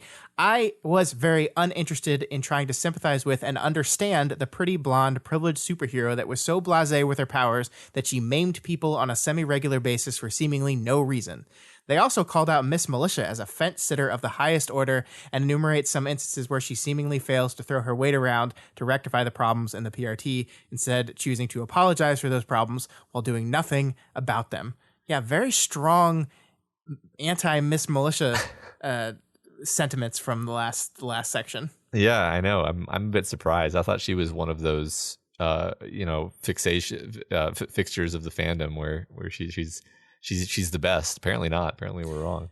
Yeah, and despite having a different read of the conversation than Death of the Artist and some other people had, I do think there were some pretty good points about Miss Militia made last week that disagreed with some of our stuff. I think people did a really good job arguing their points. Yeah, there were a lot of different articulations of that. I appreciated that. Yeah. Stelhex calls out Numberman, Hookline, and Kitchen Sink as being good candidates for this role. It's so funny how many of these people are currently sitting around the fire with their heroes. Yeah. I mean, Hookline and Kitchen Sink are a perfect example of they just suck, right? But they're not as bad. They're not as bad as a lot of the really bad people in this world, right? They're just they're just like thugs. They're just opportunistic thugs. Yeah, it's like, you jerks. Yeah. Tsarwat names Pigot. She was fair. She successfully killed both Crawler and Mannequin, and she was sometimes a decent person to people, but she was also Pigot. Yeah. I love that. I remember I got shit for being pro Pigot, but I don't remember being pro Pigot. I guess I was just trying to understand her. Well, I mean, I think she's a fantastic character. I wouldn't want to be her friend.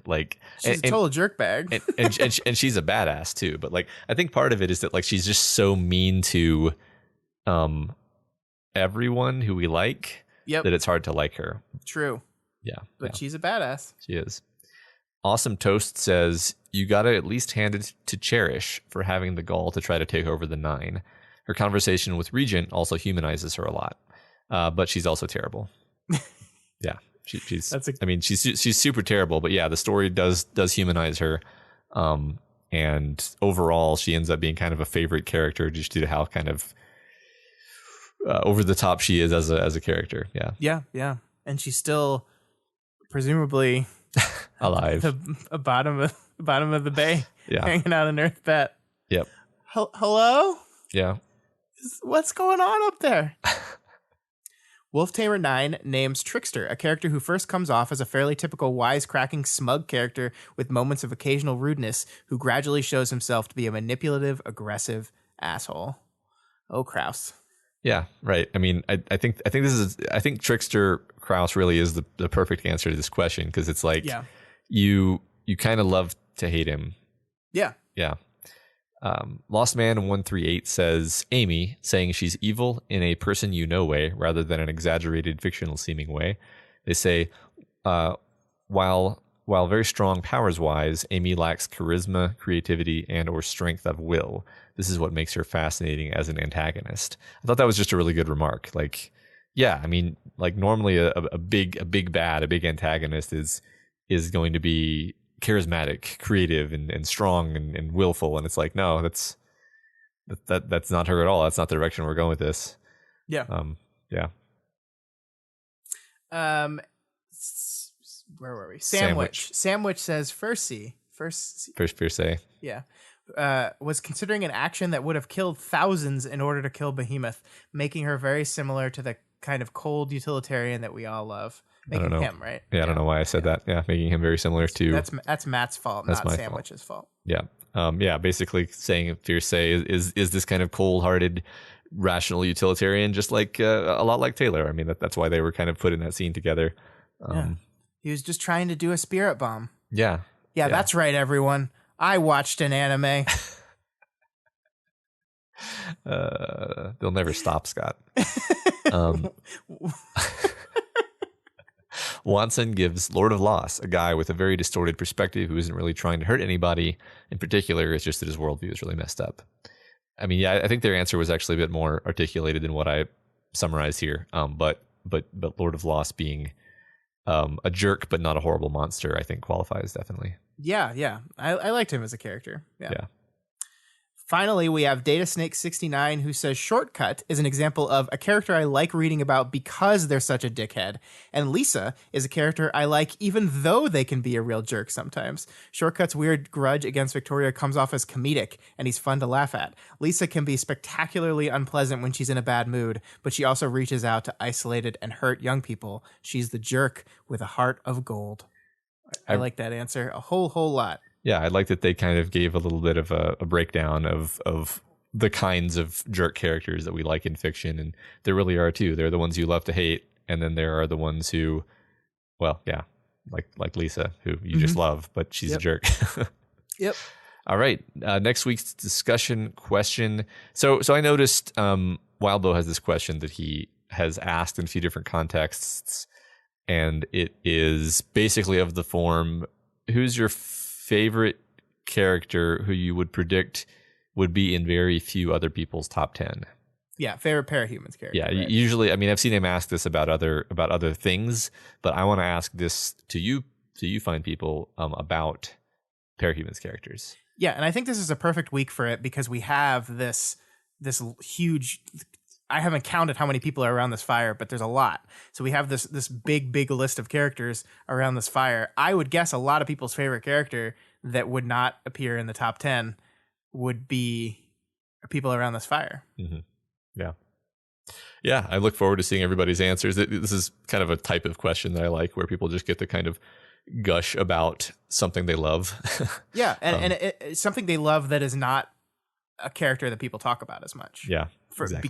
Because of the nature of the question. That's why I think it's such a genius question, and why we shamelessly stole it from the author of this book. Right. Now we're outsourcing not only the text but the discussion questions to Wildbow. Could he just prep the analysis too, and then we just read it? Right. If you could just share your notes with us, Wildbow. All right, that's all we got for you this week on We've Got Ward. You guys are all part of this show, so feel free to provide us with advice, questions, or thoughts on this week's reading. You can reach out to us via our email account at gotwormpod@gmail.com or over on our Twitter account at gotwormpod. That Twitter account is also where I do my weekly readings of the chapters. This week is going to be kind of weird with that because it's Thanksgiving. Maybe I'll try to read one of the chapters tomorrow. Maybe I'll do that. Okay, let's see. My personal Twitter is at ScottDaily85 and Matt's is at Moradinamail. Did I do it right? You did, yeah. Nailed it. If you're not already subscribed to We've Got Ward, we recommend you do so and never miss an episode. You can find this podcast on iTunes, Stitcher, YouTube, Google Play, and pretty much anywhere else podcasts can be found. And as always, you can find all the shows we do over at our website, doofmedia.com. That's where you can find Media MD. That's what I'm going to talk about this week because they have an episode coming out this Thursday on Thanksgiving Day, because they're Australians, talking about the sitcom New Girl. And I've got a sneak preview from this podcast, Matt, because I'm important, I guess.